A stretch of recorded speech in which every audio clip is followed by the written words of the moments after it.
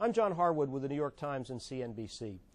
Barack Obama's audience inside the Capitol this week will number about 200, not the 200,000 who gathered last week in Berlin.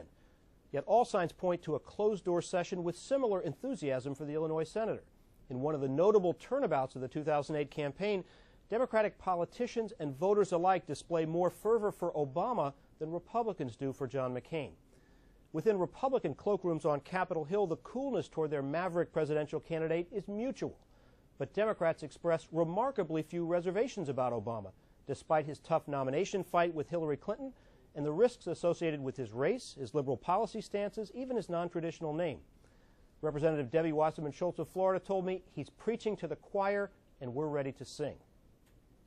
In part, Democrats' contentment flows up from the grassroots. In the most recent New York Times poll, Obama enjoyed a 3-to-1 edge in the proportion of voters expressing excitement about their choice. Obama's campaign has also calmed Democratic political pros with his organizational competence, fundraising prowess, and measured stump performances, including overseas last week. In fact, Democrats have grown so buoyant, overconfident, Republicans say, that part of Obama's message to the House Democratic caucus will concern their plans to govern together in 2009. Republican lawmakers remain more focused on short-term survival.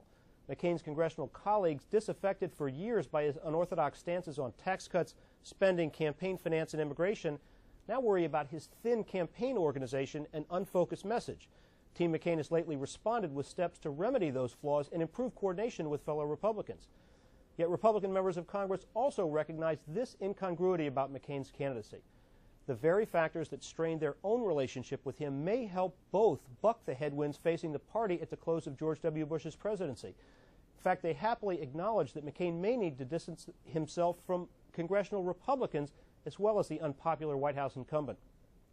As Tom Cole, chairman of the National Republican Congressional Committee, told me, the best thing he can do for us is to run well. And if he's got a way to do it that involves triangulation, fair enough.